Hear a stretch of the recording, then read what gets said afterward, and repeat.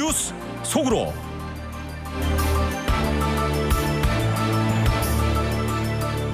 카멀라 해리스 민주당 대통령 후보는 어제 노스캐롤라이나주 샬럿과 그린스보로를 찾아 TV 토론 이후 처음으로 경합 지역에서 유세를 벌였습니다. 이 자리에서 해리스 후보는 취임 첫날 정적 제거를 위해서 법무부를 무기화하겠다라고 공약한 헌법 파괴자 트럼프가 당선돼서는 안 된다라고 공격했습니다. 자신의 정치적 견해를 진보적이라고 평가한 미국의 젊은 여성들이 최근 20년간 크게 늘어난 것으로 나타났습니다. 이 리버럴한 사고방식을 지닌 이들이 응집력을 발휘하면은 앞으로 강력한 정치 세력으로 떠오를 것이라는 분석입니다. 봉화식 기자. 안녕하십니까? 이 화요일 TV 토론에서 이겼던 민주당 해리슨 부통령이 어제 이 유세를 재개했는데 이 트럼프 후보에 대한 맹공을 이어가고 있습니다. 변함없는 입심을 과시했는데요. 대선 최대 경합주 가운데 한 곳인 노스캐롤라이나주 샬럿을 방문한 자리에서 트럼프는 재선에 성공하면 취임 첫날부터 독재자가 되겠다고 약속을 했는데 또 정적 제거를 위해서는 법무부도 무기화시키겠다, 이런 점을 지적을 했습니다. 그렇기 때문에 해리스 후보는 헌법을 파괴해야 된다고 제안한 사람을 미국 대통령으로 다시 앉힐 수는 없다, 이렇게 공격을 했고요. 트럼프는 미국 대통령이 되기에 적합하지 않기 때문에 다시는 최고 직책을 맡아서는 안 된다. 즉 개혁적인 민주당 후보인 자신이 대통령이 되어야 된다, 이렇게 강조했습니다. 자, 어제 유세에서 트럼프 후보의 공약에 대해서 하나하나 이제 짚어가면서 거기에 대해서 이제 맹공을 했는데 하나하나 한번 짚어주십시오. 네, 연방 차원에서 낙태권을 인정했던 예전의 Roe vs. Wade 네. 판결을 폐지해라, 이런 의도를 지니고 트럼프가 연방 대법관 3명을 직접 선택을 했는데 그 트럼프의 의도대로 그 20개 이상 되는 주에서 트럼프 낙태 금지법을 시행한다, 이렇게 지적을 했습니다. 그리고 트럼프가 토론에서 낙태 금지법에 거부권을 행사할 것을 거부했는데 나는 의회가 여성의 생식권 자유를 회복하는 법안을 통과시키면 자랑스럽게 이를 서명할 것이다, 이렇게 대비를 하면서 여성 그 권리를 강조했습니다.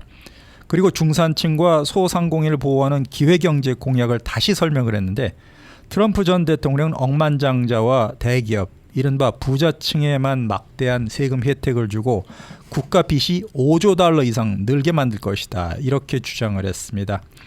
노스캐롤라이나주는 그동안 공화당이 우세한 지역으로 간주되어 왔죠. 그리고 지난달 민주당 대선 후보로 확정된 해리스 부통령이 지지율 상승세를 타면서 지금은 트럼프 우세에서 팽팽한 경합주로 바뀌었습니다. 해리스가 트럼프에 대한 비난을 점점 늘리고 있는데요. 토론 평가에 대한 여론이 유리하게 흐르고 있고 또 경합주 중도층 표심을 확보해서 초박빙인 이번 선거 판도에서 우위를 점하기 위해서 계속 트럼프를 공격하는 것이 낫다, 이런 결론을 내린 것으로 보입니다. 그렇지만 뭐 해리스 후보는 자신이 아직까지 열세다, 이걸 또 인정을 했다면서요. 로이터 통신과 입소스 여론조사에서 5% 포인트 차로 그 해리스가 앞서고 있다, 이렇게 나왔는데도 불구하고, 그리고 텔레비전 토론을 하기 전과 하고 난 뒤에 자신이 더 리드 폭을 늘려놨는데도 불구하고 굉장히 몸을 낮추는 자세를 이어가고 있습니다. 어제도 이렇게 얘기했는데요. 우리는 약자다, 언더도그다. 그렇기 때문에 과도한 낙관론을 경계해야 된다, 이렇게 강조를 했습니다. 11월 5일 투표 당일까지 막판까지 박빙승부가 될 것이기 때문에 투표가 중요하지 않다고 말하는 강력한 세력이 있는데 우리가 이들을 설득해서 투표를 주저하는 유권자를 설득해서 민주당에 한 표를 행사하도록 투표장으로 불러와야 된다. 그렇기 때문에 역전승이 필요하다, 이렇게 말하면서 무엇보다도 아직까지도 겉으로 드러나지 않는 트럼프를 지지하는 백인층 샤이 트럼프를 상당히 경계하는 모습 같습니다.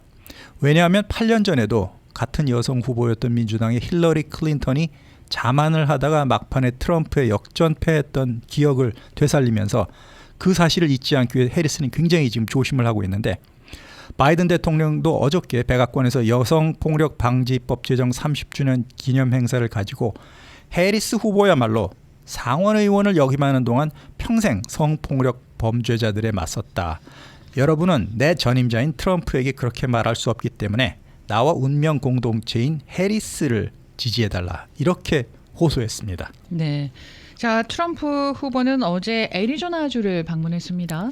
네, 미국 역사상 최악의 비극으로 기록된 9.11 테러 23주기였던 11일 수요일은 트럼프, 해리스 후보 모두 뉴욕 그라운드 제로에 열린 추모식에 참석을 했는데 엄숙한 분위기는 하루만 보내고 바로 어제부터 또 11월 5일 대선을 향한 전투 모드에 돌입을 했습니다.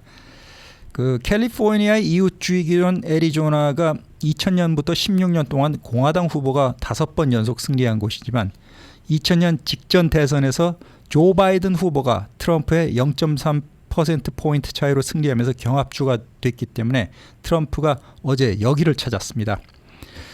저녁 때는 LA에서 기금모금 행사를 벌이기도 했는데 트럼프가 찾은 곳이 애리조나주에서도 가장 민감한 지역인 남동부 투손시였습니다. 이 투손 지역은 멕시칸 불법 이민 노동자들이 대규모로 불법으로 유입되기 때문에 아주 그 때문에 범죄도 늘고 많은 몸살을 앓고 있다는 점에서 바이든 행정부의 이민 정책 공격을 염두에 두고 일부러 이곳을 찾아서 트럼프가 직접 그 연설을 한 것입니다. 네, 공격 내용은 어땠습니까? 바이든 정부의 실정을 공격하고 그 밑에서 부통령을 지냈던 카말라 해리스도 역시 책임에서 자유롭지 않다 이렇게 주장했고요. 근로자들을 위한 초과 근무 수당 비과세 카드를 꺼내들었습니다. 민주당이 자신에 대해서 부자들만 편드는 트럼프 이런 프레임을 걸자 이를 의식해서 그렇지는 않다. 그 일반 시민들도 해당되는 초과 근무 오버타임 수당에 대해서 세금 매기지 않겠다. 이렇게 돌파를 시도하는 것입니다. 그런 다음에 바이든 카말라 조합은 역사상 최악의 커플이다. 유일하게 행복한 사람은 전직 대통령 지미 카터다. 왜냐하면 이제 사람들이 더 이상 지미 카터를 역대 최악의 대통령이라고 말하지 않기 때문에 이렇게 설명을 했고요. 불법 입국에 대해서 바이든 행정부의 대응을 또 비판했습니다. 이민자 때문에 월세와 같은 집값이 너무 올랐다고 주장을 했고 오하이오주 스프링필드시에서 IT 이민자들이 반려동물을 훔친다. 또 이 얘기를 되풀이했습니다. 그렇지만 이번에는 토론 때처럼 이민자들이 개와 고양이를 잡아먹는다. 이 얘기는 뺐습니다. 초과 근무, 오버타임에 대한 수당에 과세하지 않겠다고 약속한 것은 민주당 측에서 내 아이디어를 베꼈다. 이렇게 주장을 하면서 근로계층에 대해서 세금을 줄여주겠다. 아주 여러 번 강조를 했습니다. 그렇기 때문에 초과 근무를 하는 사람들은 가장 힘들게 일하는 중산층, 중하 시민들에 속하는데 민주당 정권에서 너무 오랫동안 워싱턴에서 아무도 이들을 챙기지 않았다. 내가 서민들 편이다. 이렇게 강조했습니다. 네. 자, 추가 토론에 대한 입장 두 사람이 지금 엇갈리고 있습니다. 그것도 정리해 주십시오. 네, 해리스는 여러 차례 한 번 더 토론을 하자. 그것이 유권자들에 대한 의무다. 이렇게 자신감을 보였습니다. 그런 반면에 트럼프는 또다시 내가 토론에서 이겼는데 또 할 필요 없다. 같은 말 되풀이했고요. 화요일 토론에서 카말라 해리스 동무를 상대로 기념비적인 승리를 내가 거두었다. 또 공산주의를 연상시키는 단어 동무, 콤레드 해리스, 콤레드 카말라 이렇게 동무, 동지라는 단어를 쓰면서 나이 많은 메카시즘에 빠져있는 공산주의 혐오자들 그리고 공산권 국가에서 탈출한 중미 이들의 표심을 자극하는 발언을 트럼프가 이어갔습니다. 그렇기 때문에 해리스는 거짓말장이다 여러 번 강조했는데요. 민주당의 팀 월즈 부통령 후보 그리고 공화당의 J.D. 밴스 연방 상원의원은 또 다른 슈퍼 화요일로 불리우고 있는 10월 1일 화요일 뉴욕에서 CBS 방송국 2번 채널 주최로 처음이자 마지막인 부통령 텔레비전 토론을 갔는데 이것도 역시 굉장히 많은 사람이 볼 것 같습니다. 네. 오늘이 또 공교롭게도 금요일이자 13일이네요. 오늘은 두 후보가 어떤 일정을 가지고 있나요? 네, 어제에 이어서 두 후보 모두 빡빡한 일정을 예고했습니다. 해리스 후보가 또다시 최대 승부처로 여겨지는 펜실베니아주를 찾아서 존스타운 그리고 윌크스베리에서 유세를 할 예정입니다. 19명의 선거인단이 걸려있는 펜실베니아주가 누가 이곳을 이기느냐에 따라서 백악관 주인이 갈릴 전망이기 때문에 토론 준비도 펜실베니아주 피츠버그 인근에서 했던 해리스 후보가 또 13일의 금요일 오늘 펜실베니아를 또다시 방문을 합니다. 그리고 해리스를 지지했던 팝의 여제 테일러 스위프트 이 가수의 고향이 또 공교롭게도 펜실베니아주입니다. 이 때문에 재차 방문하는 해리스가 의도하는 것은 스위프트의 인기를 자신에 대한 지지로 연결시키기 위한 작전이다. 이런 시각이 나오고 있는데요. 반면에 트럼프 후보는 오늘 아침 9시 지금 막 시작했겠네요. 팔로스 버디스에 있는 자신이 소유한 골프장 도널드 트럼프 내셔널 골프 클럽에서 기자회견을 마치자마자 곧장 캘리포니아 경합 지휘자 이웃인 네바다주 라스베가스로 옮겨서 유세를 할 예정입니다. 네바다주는 각종 여론조사에서 두 후보가 그야말로 치열하게 또 초접전을 벌이는 곳이기도 하는데요. 카지노와 같은 서비스업 유권자가 많은 곳이기 때문에 팁에 대한 세금을 매기지 않겠다는 자신의 공약을 내세워서 이 네바다주 표심을 공략할 그럴 예정입니다. 네, 자 이제 대선일까지 50일밖에 남지 않았는데요. 일부 주에서는 벌써 사전 투표가 시작됐다면서요. 알라바마주가 부재자 투표용지를 50개 주 가운데 가장 처음인 지난 11일부터 우편으로 발송을 했고요. 또 월요일 16일부터는 최대 경합지인 펜실베니아주를 포함해서 여타 주에서도 순차적으로 유권자들이 사전에 지정된 투표소를 방문해서 직접 투표하는 사전 직접 투표를 시작하게 됩니다.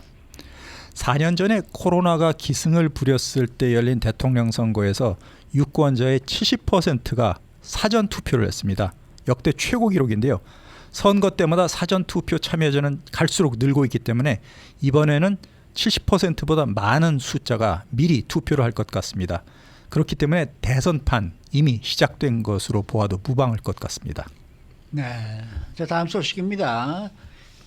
이 스스로의 정치적 견해를 진보적이다라고 평가하는 젊은 여성들이 지난 20년간 크게 늘어났다. 이런 수치가 또 발표가 됐네요. 네, 리버럴한 오피니언을 지닌 젊은 여성들 이들이 응집력을 발휘하게 되면 향후 미국 정치 무대에서 가장 강력한 세력으로 떠오를 수 있다는 분석이 나왔습니다.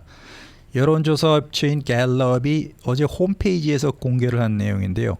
젊은 여성들의 좌경화 확장 탐구 이런 제목의 글에서 최근 몇 년 동안에 정치적으로 자유주의적이다 이렇게 밝힌 젊은 여성들이 굉장히 늘어났다는 것입니다. 그 시기는 세 구간으로 구분이 되는데요. 이라크 전쟁과 9.11 테러 후유증이 심했던 조지 W 부시 대통령 재임 기간이 첫 번째 기간, 그 다음에 최초의 흑인 대통령으로 취임한 버락 오바마 재임 기간, 그리고 도널드 트럼프와 조 바이든이 재임했던 최근 7년 이렇게 세 타이밍이 구분이 되는데 첫 번째 타임 프레임에서는 18살에서 29살 사이의 젊은 여성 28%가 나는 진보다 이렇게 얘기를 했는데 그 이후에 두 번째 타임 프레임 버락 오바마 대통령 시기에는 진보라고 답한 젊은 여성이 그 32% 4% 늘어났습니다. 그 다음에 마지막 타임 최근 8년 트럼프와 바이든이 4년씩 재임한 기간 동안에는 무려 40%의 젊은 여성들이 나는 리버럴리스트다 이렇게 대답을 했는데 같은 기간에 같은 세대 남자들보다 15%포인트나 높은 수치인데 간단히 말씀드려서 젊은 남성들보다 젊은 여성들이 진보적이라고 느끼고 행동하고 생각하는 비율이 훨씬 빠르게 크게 늘어나고 있다 이런 말씀입니다. 네, 그래서 아마 낙태법 때문에 그렇게 되지 않을까 하는 생각이 좀 그것도 들어요. 아주 중요한 요소 중에 하나로 보입니다. 여성의 몸을 여성이 결정할 수 있는 권리를 가져야 되는데 그렇지 않을 경우에는 그 여성의 인권과 그 여러 가지 권리를 무시하는 것이다 이렇게 생각하는 젊은 여성들이 많이 늘고 있는 것 같습니다. 네, 그런 여성들이 리버럴한 의견을 가진 여성들이 늘어나고 있는데 그래서 갤럽은 어떻게 내렸습니까? 네, 다른 어느 그룹과 달리 젊은 여성들의 진보적 정체성이 가장 크게 늘고 있다. 이것이 지금 미국의 추세인데요. 네. 젊은 남성들과의 사고방식 차이도 날로 커지고 있기 때문에 낙태, 환경, 총기, 인종 문제에 대해서 이 젊은 여성층들이 단합을 하고 있다는 것입니다. 단순히 생각만 그렇게 하는 것이 아니라 이런 사회에 대해서 불만을 갖고 있고 미래에 대해서 걱정을 하고 있는데 이런 견해를 가진 여성들이 앞으로 이런 현안을 놓고 적극적으로 투표에 참여를 한다는 것입니다. 그렇기 때문에 앞으로 몇 년 안에 이들이 가장 강력한 정치 세력이 된다면서 18살에서 29살 사이의 여성 유권자들, 앞으로 카말라 해리스 대통령 후보의 중요한 표밭은 물론이고 도널드 트럼프조차 이들을 잡지 않고서는 11월 5일 백악관에 들어갈 수 없다는 그런 분석입니다. 네. 그 여성분들은 특히 총기 관련해서 굉장히 예민할 듯 합니다. 자녀를 낳고 키우고 학교에 보내고 데리고 오고 하는 과정에서 총기에 대해서 굉장히 예민하거든요. 네. 그런 부분도 여성들이 좀 결집할 수 있는 계기가 되지 않았나 싶습니다. 네. 네. 푸틴 러시아 대통령이 만일에 우크라이나가 장거리 미사일로 러시아 본토를 때리면은 그것을 우크라이나와의 전쟁이 아니라 이제는 서방과의 전쟁으로 간주하겠다, 이런 경고를 했네요. 네, 어제 러시아 국영방송과의 인터뷰에서 이렇게 경고를 했는데요. 서방이 우크라이나의 장거리 미사일 사용을 오케이 한다면 이는 북대서양 조약기구 나토 국가들이 러시아를 상대로 전쟁을 하는 것을 뜻한다. 자중해라, 이렇게 경고했습니다. 크렘린궁 대변인도 이런 사태가 벌어지면 러시아가 적절히 대응을 하겠다, 이렇게 위협을 했는데요. 우크라이나가 서방이 제공한 무기, 미사일로 러시아 본토를 공격하면 사회 시설을 겨냥한 테러 공격이 계속될 것으로 보이는데, 미국의 그 바이든 대통령은 최근에 방어 목적의 반격에 대해서는 러시아 본토로 서방이 제공한 미사일을 우크라이나가 발사해도 좋다, 이렇게 허가할 그 움직임을 보이고 있습니다. 네, 수고 많으셨습니다. 봉화식 기자였습니다.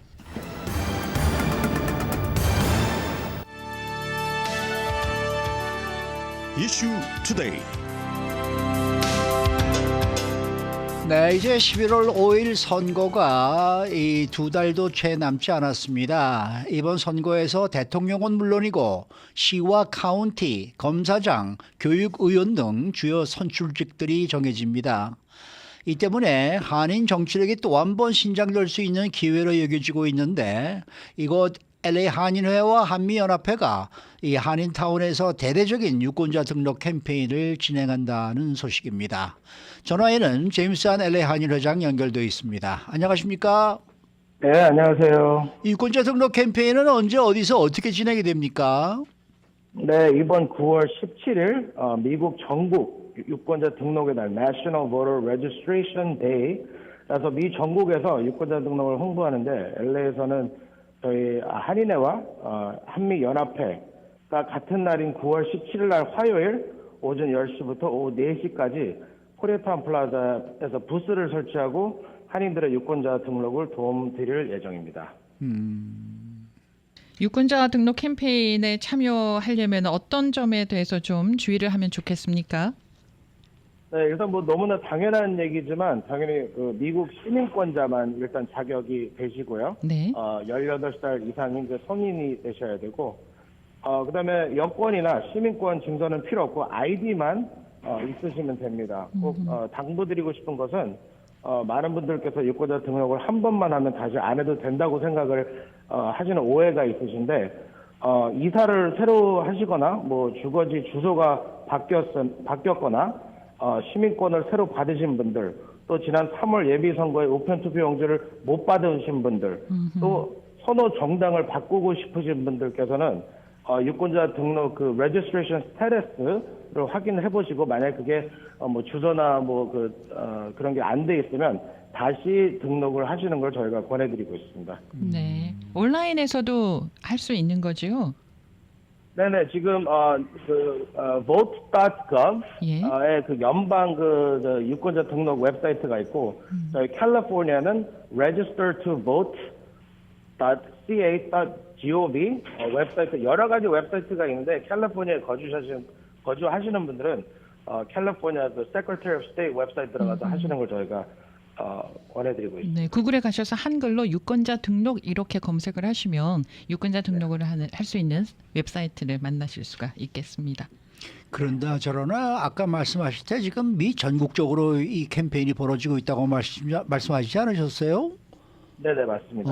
이렇게 전국적으로 이렇게 한꺼번에 이렇게 이 캠페인을 벌이는 게 이번이 처음이 아닌가 하는 느낌이 드는데 어떻습니까? 네네. 저희가 로컬로는 뭐 매년마다 저희가 그럼요. 3월달이나 항상 11월달에 해왔죠. 선거 캠페인을 말씀을 드리는데, 요번에는 전국적으로는 저도 처음으로 하는 걸로 알고 있습니다.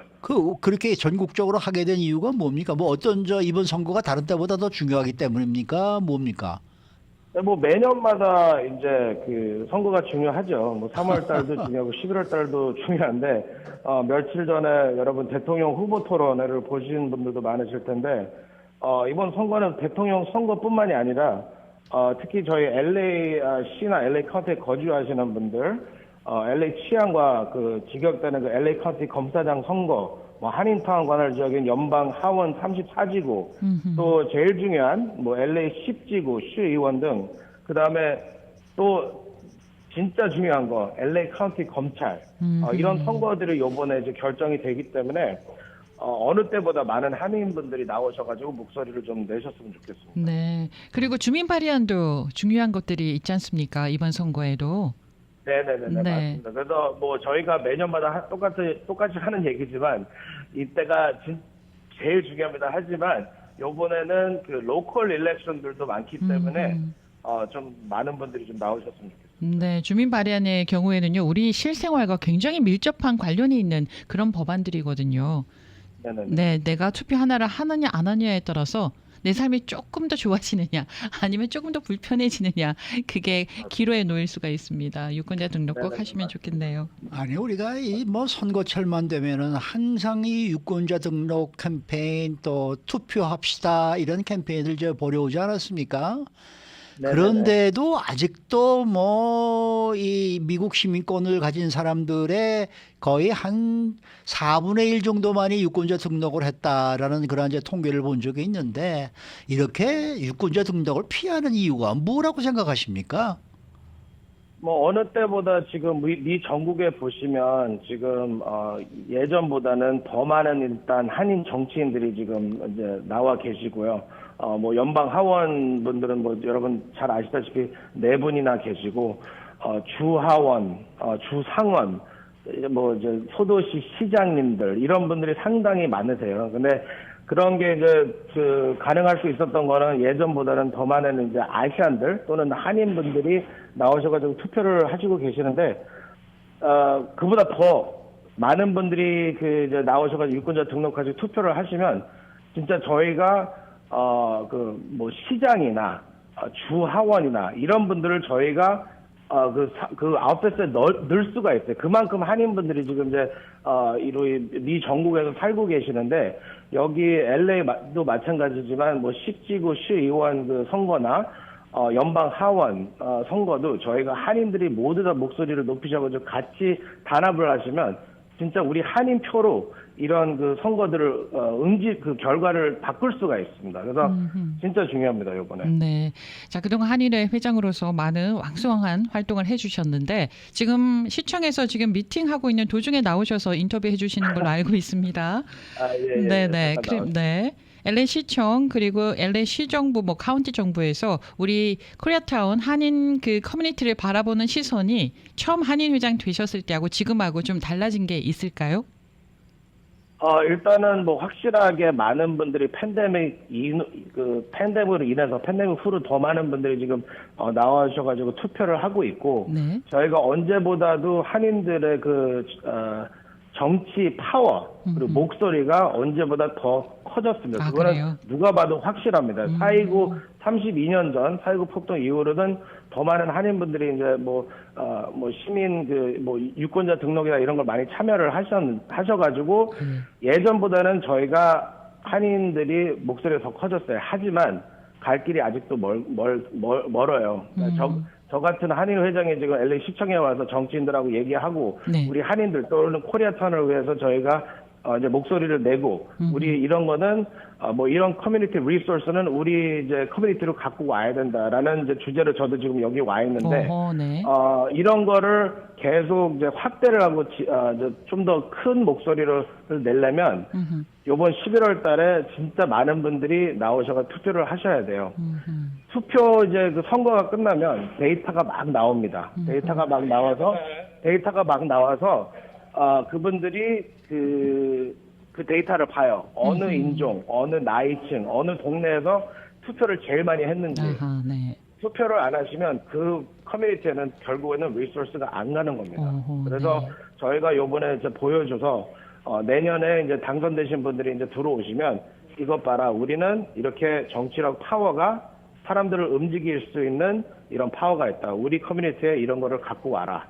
그렇게 하면서 미국 정치는 그렇게 돌아가는 겁니다. 그래서 더 많은 분들이 이번에 나오셔가지고 확실히 우리 한인 커뮤니티의 목소리를 좀 보여줬으면 좋겠습니다. 최근에요, 제 아는 분의 얘기를 들었는데 비즈니스를 운영을 하시는데 거기에 노숙자분들이 굉장히 많이 계시대요.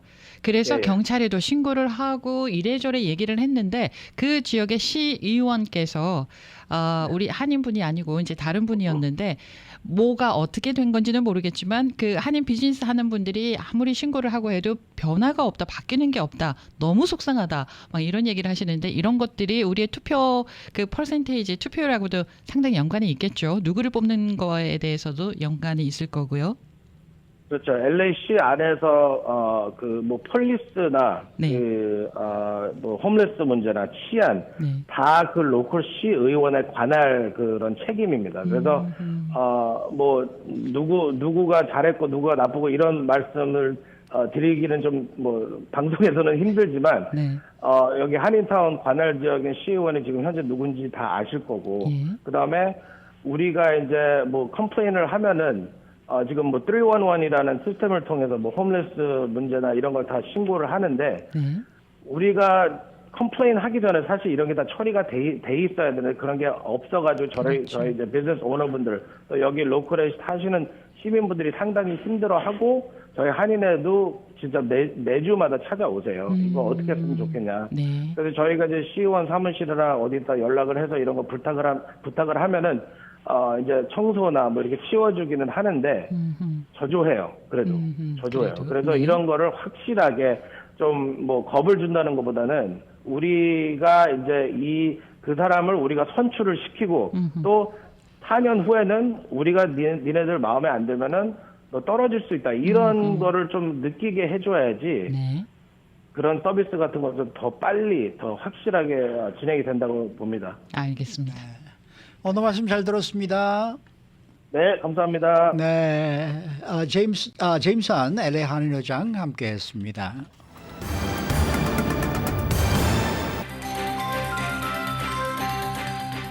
데일리 브리핑. 네, 매주 금요일 데일리 브리핑에서는 저희 주말 방송 위클리 매거진을 진행하시는 문대원 박사 함께합니다. 문 박사님 안녕하십니까? 안녕하세요. 네, 오늘은 이 무인 자동차 웨이모에 대한 이야기를 준비해 주셨네요. 요새 이렇게 길거리를 다니다 보면은 이 무인 자동차 웨이모가 간간히 눈에 띄고 있습니다. 특히 저희는 이제 이 새벽에 나오게 되는데 새벽에 많이 보여요. 과연 이 웨이모가 안전할까 이런 생각이 드는데 어떻게 됐습니까? 뭐 이번에 새로운 데이터가 나왔다면서요? 네, 그렇습니다. 데이터가 나왔는데 정말 저도 몇 번 이렇게 보면 고개를 이렇게 빼고 정말 운전사가 없네 하고 다시 한번 들여다보게 되는데 네. 이게 정말 참 안전할까 이런 생각이 물론 들죠. 한번 이게 사고 난 예가 나와 있는데 작년 11월에 있었던 일입니다. 이게 샌프란시스코 다운타운에서 이 경찰 추격전이 벌어지고 있었다 그래요. 그러다 결국은 이 자동차가 도망가는 자동차가 컨트롤을 잃고 인터섹션에 서 있는 두 대를 충돌했습니다. 그리고 튕겨나가면서 보행자도 2명이나 이제 채워가지고 큰 사고가 났는데 부딪힌 첫 번째 자동차에도 아무래도 그 안에 있던 사람들이 부상을 입고 병원으로 실려갔고요. 또 한 자동차는 바로 웨이모였던 거죠. 근데 이제 그 안에는 사람이 없고 그러니까 차만 부서졌지 이건 이제 안전했다고 이렇게 돼 있는데 데이터를 보면 결론을 다 보면 웨이모로 인해서 일어난 사고는 거의 없고 사람이 사람이 잘못해서 인간이 몬 자동차가 사고 났다는 게 이런 데이터가 거의 단데요. 그렇구나. 이렇게 정말 네 그렇습니다. 이 충돌 사고 지금까지 웨이모가 가담이 됐던 이 충돌 사고 중에서 뭐 조그만 접촉 사고들은 제외하고 아주 심각한 자동차 이 사고 숫자를 모아보면 한 20여 번 정도 된다 그래요. 근데 이게 20번이나 이런 생각이 들 수 있는데 그렇지만 그동안 2,200만 마일, 이 22 밀리언 마일을 운전하는 걸 감안했을 때는 굉장히 낮은 숫자라고 합니다. 그래가지고 또 이번에 나온 통계 보면은 인간으로 인해서 벌어진 충돌이 이 3배나 높다 그러고 또 말씀드린 대로 너무나 심각해서 에어백이 터질 정도의 그런 충돌에서는 이 인간이 일으킨 사고가 무려 6배나 높다고 합니다. 허허. 자, 그러면은 그러니까는 웨이모와 연관된 교통사고인데 그 교통사고의 그 원인을 보면 사람이 운전하던 차의 잘못이 더 많다라는 얘기가 되는 거죠. 그렇죠. 상대방 자동차. 자, 이런 그 데이터가 나오게 되면 그 로보택시 사업에 굉장히 좀 도움이 되겠다라는 생각이 드는데요. 이런 데이터를 갖고. 그렇습니다. 요새 로보택시 운영에 박차를 가하고 있다 그래요. 사실 저희는 지금 LA 사니까 그걸 잘 모르는데 네. LA는 지금 아직도 대기 명단, 웨이트리스트 상황이고 피닉스하고 샌프란시스코에서는 이게 라이드 쉐어링처럼 우버처럼 이 돈을 받고 이 서비스가 진행 중입니다. 어허. 이런 상황이다 보니까 이런 데이터가 중요하죠. 이 로보택시 이 숫자만 보면 한 1년 전만 해도 일주일에 그 로보택시 불러서 사람 가는 그 라이드 숫자가 10,000번 정도라고 보였다고 그래요. 근데 이게 바로 지난달에 이게 10만 번이 넘었다고 합니다. 와, 네. 예, 말씀드린 대로 그 샌프란시스코, 피닉스에서는 이게 서비스가 진행 중이고 LA에서는 지금 들어가 보신 분들은 아시겠지만 그 앱을 다운해가지고 이렇게 올려놓으면 웨이트리스트에 올라갑니다. 그리고 이제 그 다음에 또 뒤에 이어질 곳이 바로 텍사스의 오스턴인데 네. 근데 이렇게 지금 샌프란시스코하고 피닉스에서는 활발해요. 이런 차원의 이런 사고, 이런 데이터는 굉장히 중요한데 아까 말씀드린 대로 이 심각한 사고에 연관이 됐던 23번입니다. 정확히 보면 23번인데 이 중에 16번은 사람이 운전하던 사람이 뒤에서 와서 그냥 rear ending이라고 하죠. 뒤에서 충돌한 게 16번이고요. 또 3번은 이 사람이 운전한 자동차가 빨간 신호등을 무시하고 달리다가 일어난 충돌이에요. 그러니까 정말 이런 데이터를 보면 정말 웨이모로 인해서 우리가 이제 여기도 LA도 되면 한번 타볼까 하는 생각이 있는데 이로 인해서 안전도가 더 좋아질지 나빠질지 상당히 이렇게 생각을 하게 만드는데 이런 차원의 상당히 중요한 데이터죠. 이 모든 자료를 지금까지는 볼 때 웨이모가 한층 더 안전하다는 것에 많은 지지를 받고 있네요. 근데 이게 좀 데이터가 좀 더 자세하게 나와야 될 것 같다라는 느낌이 드네요. 예를 들어서 웨이모와 사람이 타는 자동차의 사고 확률과 사람과 사람이 차가 일으키는 사고의 확률이 어느 쪽이 더 높은지도 좀 궁금해지기도 하고 말이에요. 네, 그러네요. 또 예를 들어서 내가 웨이모를 타고 있을 때 사람이 운전하는 차가 와서 내 차를 들이받는다 할 때 과연 피해는 내가 더 많은 것인가 저쪽이 더 많은 것인가 뭐 이런 식의 더 자세한 데이터가 좀 필요할 거긴 한데 어쨌든 그렇습니다. 모든 사고들이 사람 잘못이 대부분이다. 이건 명확하다는 얘기네요. 지금 나와 있는 거 보면 명확하네요. 그게 정말 이 웨이모는 아무래도 그 뭐 최첨단 컴퓨터에다가 센서들도 많이 붙어 있고 그 카메라에 의해서 정해진 코스로만 가기 때문에 확실히 사고 확률이 적은데 근데 이 작은 접촉 사고부터 뭐 에어백이 터지는 충돌까지 정말 뭐 다양하겠죠. 정말 아까 말씀하신 대로 정말 사람이 잘못한 것인지 사람만 잘못한 것인지 이게 다 분석이 돼야 되겠지만 지금 2024년 6월까지 총 숫자입니다. 처음 시작해서 지금까지 온 총 숫자에 한 200건 정도 된다 그래요. 다 합치면. 근데 그게 다 아까 말씀드린 대로 2,200만 마일을 나눠보면 10만 마일당 한 번 꼴이라는 건데 이거 사실 높은 숫자가 아니라는 거죠. 네, 그런데 여기 이제 점점 조금 아까 말씀하신 대로 아주 좋은 포인트인데요. 이 연구도 정말 그 세분화돼서 더 이제 숫자들을 모아야 될 텐데 거의 대부분이 그 23번 중에서 16번이 보통 사람이 몬 차가 뒤에 와서 그냥 rear ending 차를 박은 거고요. 그렇겠죠. 또 빨간 신호를 무시하고 달리다 이렇게 일어난 건데 또 아까 샌프란시스코 그 케이스도 그랬고 또 하나는 또 총격 범죄한 사람이 이 훔친 차를 가지고 도주하다가 이제 웨이모 자동차를 들이박아서 에어백이 터지고 그랬는데 정말 이런저런 걸로 봤을 때는 뭐 어떻게 상식적으로 생각하면은 쉽게 이해가 될 수도 있는데 이 웨이모보다는 일단 사람의 실수로 상대방 자동차로 인해서 일어나는 사고가 훨씬 많다는 거네요.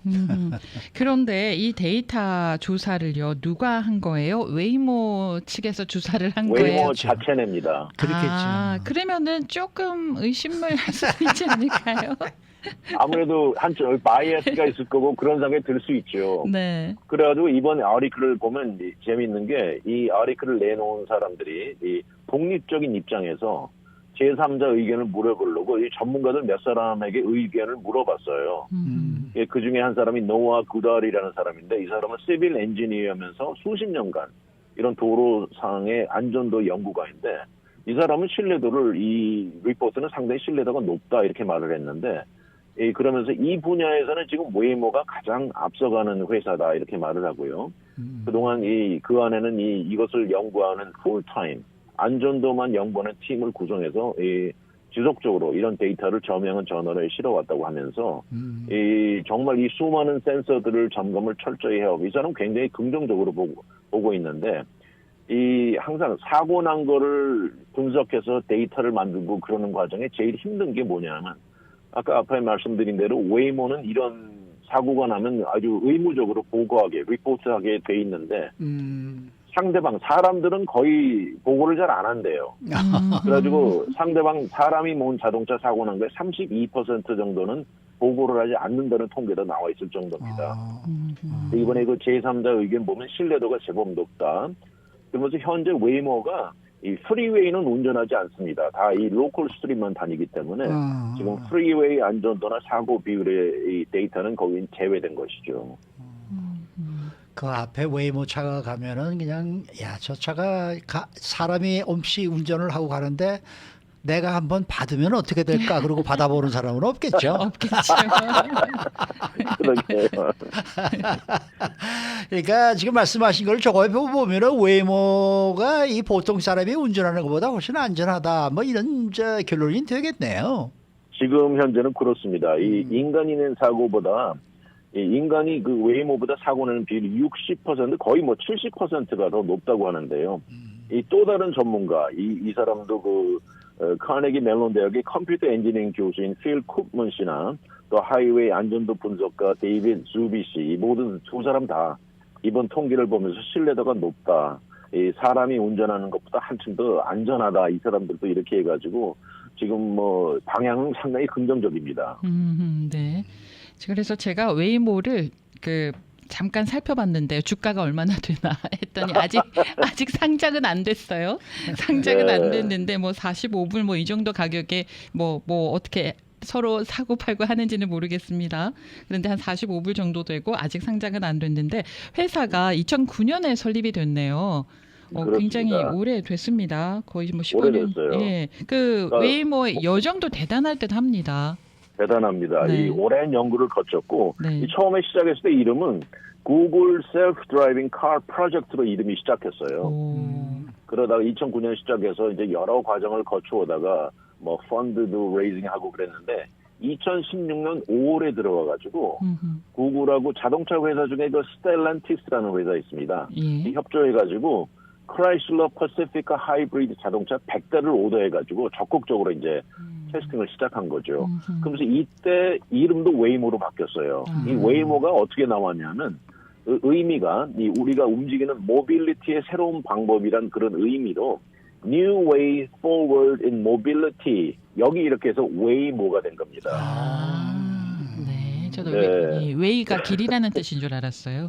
그러게요. 네. 미시간에 센터도 열고 이제 막 그래가지고 이제는 뭐 자동차 종류도 늘려가지고 네. 뭐 프리우스, 아우디, 피아트, 뭐 크라이슬러 이렇게 나오는데 현재 우리가 길거리에서 보이는 이 뭐들은 특히 최소한 이 LA만 그렇습니다만은 제과예요. 제과 아이페이스 종류인데. 네.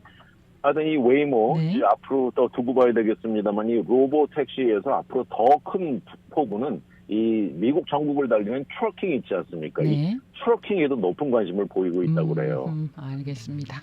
네. 네. 그러나 저러나 그 차가 나오면은 그거 타시겠습니까? 나는 그게 조금 제일 중요한 지켜보고 포인트라고 있다가. 봐요. 우선 불안해서 그거 타겠는가? 불안, 아무리 안전하다고 그래도. 불안해도 탈 수밖에 없는 분들이 계시거든요. 네? 뭐 시각이 불편하다거나 아니 뭐 그런 분들은 그런 뭐 분들은. 어떡하겠습니까마는 네. 그 불안해서 저 같으면 아무리 뭐 저 돈을 주면서 타라 네. 타봐라 해도 그 과연 탈까 저는 그런 생각이 좀 들기도 해요. 네. 오늘 말씀 잘 재밌게 잘 들었. 좋을 것 같습니다. 예, 오늘 말씀 잘 들었습니다. 네, 감사합니다. 네. 문대원 박사 함께했습니다.